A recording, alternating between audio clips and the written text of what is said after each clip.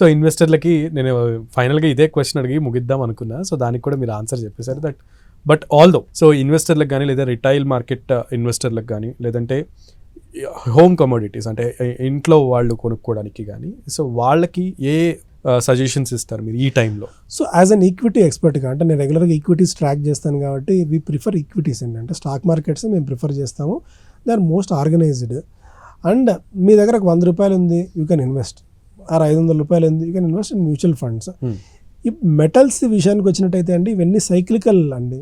Metals అంతా కూడా వీటికి ఏ రోజుకు స్పెసిఫిక్గా మెటల్స్ ఎప్పుడు సాధారణంగా గ్రో అవుతుంటే అంటే చైనా ఎకానమీ ఎప్పుడు గ్రో అవుతాయి ఆటోమేటిక్గా కూడా మెటల్స్ అనేది కూడా గ్రో అవుతున్న సందర్భం గతంలో చరిత్ర మనం చూస్తే అర్థమవుతుంది.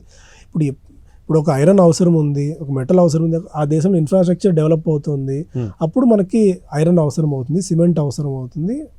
అలా కాకుండా అసలు ఆ దేశంలో ఎకానమీయే బాగాలేదు, ఓవరాల్గా ప్రపంచవ్యాప్తంగా ఎకానమీస్ అన్నీ కూడా బాగలేవు అనుకుంటున్న పాయింట్ ఆఫ్ టైంలో ఇలాంటి మెటల్స్కి డిమాండ్ అనేది మనకు ఉండదు.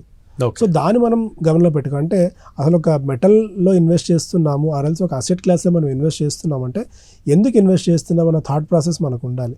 అసలు ఈ తలనొప్పి అంతా నాకెందుకు, ఒక ఫండ్ మేనేజర్కి ఎవరికో మనం డబ్బులు ఇచ్చేస్తాము అంటే నా దగ్గర 10,000 రూపాయలు ఉందండి, ఆ 10,000 రూపాయల కోసం నేను ఇంత స్టడీ చేయాల్సిన పని లేదు. నేను ఎవడన్నా ఒక ఎక్స్పర్ట్ దగ్గరికి వెళ్ళి ఒక మ్యూచువల్ ఫండ్ దగ్గరికి వెళ్ళి వాడి దగ్గర ఇన్వెస్ట్ చేస్తే వాడికి అదే పొద్దున్న లేచినప్పటి నుంచి అదే పని కాబట్టి అది నేను మ్యూచువల్ ఫండ్స్లో స్టాక్స్లో ఇన్వెస్ట్ చేద్దామా లేకుంటే గవర్నమెంట్ బాండ్స్లో ఇన్వెస్ట్ చేద్దామా అనేది ఆ థాట్ ప్రాసెస్ తీసుకొని ఆ 10,000 రూపాయలు వాడికి 4 రూపాయలు 5 రూపాయలు ఎంతో కొంత సమ్ ఎక్స్ ఫీజ్ తీసుకొని మీ డబ్బును వాడు ప్రొటెక్ట్ చేస్తాడు. అలా కాకుండా నేనే ఒక ఎక్స్పర్ట్ అయిపోయి నేనే ఇన్వెస్ట్ చేయాలి అన్నింటిలో నేను తెలుసుకోవాలన్న తాపత్రయం పడాల్సిన అవసరం లేదు. సో మ్యూచువల్ ఫండ్స్ మార్గాన్ని మీరు సెలెక్ట్ చేసుకున్నట్టయితే గోల్డ్లో కూడా మీరు ఇన్వెస్ట్ చేయాలన్నప్పుడు నేను ఫిజికల్ గోల్డ్కి dead against investing in physical gold అండి.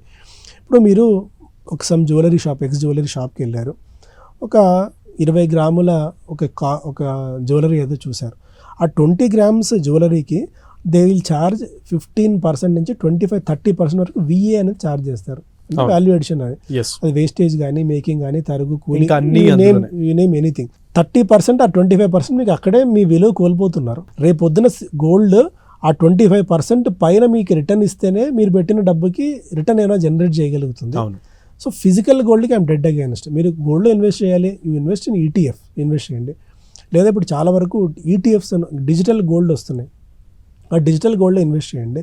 అలా ఇన్వెస్ట్ చేసినప్పుడు ఏమవుతుందంటే మీరు రేపు పొద్దున డబ్బులు ఎప్పుడైనా అవసరం ఉంది ఇమీడియట్గా అమ్మేస్తే ఆ రోజు మార్కెట్ ప్రైస్లో మీ డబ్బులు మీ బ్యాంక్ అకౌంట్లో పడతాయి. ఈ 25 రూపీస్ మీరు ఈ తరుగు కానీ వేస్టేజ్ కానీ విఏ రూపంలో మీరు కోల్పోవాల్సిన అవసరం ఉండదు. సో అలాంటి ఈటీఎఫ్స్ మీరు పికప్ చేసుకోండి. లేదా సిల్వర్లో ఇన్వెస్ట్ చేద్దాం అనుకుంటున్నారు, అలాంటి ఈటీఎఫ్స్ మీరు పికప్ చేసుకోండి. నేను ఒకటే చెప్తానండి, మీ దగ్గర 100 రూపాయలు ఉంటే 85-90 రూపాయలు మీరు ఈక్విటీలోనే ఇన్వెస్ట్ చేయండి, మిగిలిన ఒక 10 రూపాయలు మాత్రమే గోల్డ్లో కానీ సిల్వర్లో కానీ ఇన్వెస్ట్ చేయండి. రీట్స్ అంటాం, real estate investment trust REITs, ఆ రీట్స్ కూడా బాగా పాపులారిటీ వస్తుంది, వాటిలో ఇన్వెస్ట్ చేయండి. అలాంటి వాటిలో మీ అసెట్స్ని మీ 100 రూపాయలు మీరు డిఫరెంట్ బొకేస్లో పెట్టుకోవాలి. Don't keep all your eggs in one basket అనేది మనం వారన్ బఫే గారి చెప్పే ప్రిన్సిపల్ అది. సో అన్ని డబ్బుల్ని ఒకే చోట పెడితే రేపు పొద్దున ఏదైనా ఒక అసెట్ క్లాస్లో ఏదైనా ప్రమాదం వచ్చింది అనుకోండి మీరు మొత్తం మునిగిపోతారు. అలా కాకుండా ఈ డబ్బులను 10 చోట్ల 5 చోట్ల పెట్టారనుకోండి, ఒక అసెట్ క్లాస్ పోయినా ఇంకొక అసెట్ క్లాస్ మనం కాపాడుకునేందుకు స్కోప్ దొరుకుతుంది. కాబట్టి ఈక్విటీలను ప్రిఫర్ చేసుకోండి. గోల్డ్కి సిల్వర్కి తక్కువ ప్రయారిటీ ఇవ్వండి, పెరుగుతాయి. బట్ ఆ కెపాసిటీ మీకు ఉండి, ఆ షాక్ని తట్టుకునే కెపాసిటీ మీకు ఉండి, అంతటి ఎక్స్పర్టీజ్ ఉండి ప్రపంచవ్యాప్తంగా ఏం జరుగుతున్నాయన్న ఫ్యాక్టర్స్ని మీరు ఏ రోజుకి ఆ రోజు ట్రాక్ చేసినప్పుడు మాత్రమే మీరు ట్రేడ్ చేసుకోండి. కానీ యాజ్ అన్ ఇన్వెస్టర్గా, చిన్న ఇన్వెస్టర్గా, ఒక లేమ్యాన్ ఇన్వెస్టర్గా గోల్డ్ అండ్ సిల్వర్ లాంటి ప్రెషియస్ మెటల్స్ని విపరీతంగా డబ్బులు పెట్టి ఇరుక్కోకండి. ఈక్విటీల వైపు, స్టాక్ మార్కెట్స్ వైపు కానీ స్టాక్స్ కొనండి. లేదు మీకు ఎక్స్పర్టీజ్ లేకపోతే మ్యూచువల్ ఫండ్స్లో నేను ప్రిఫర్ చేయమని చెప్తాను.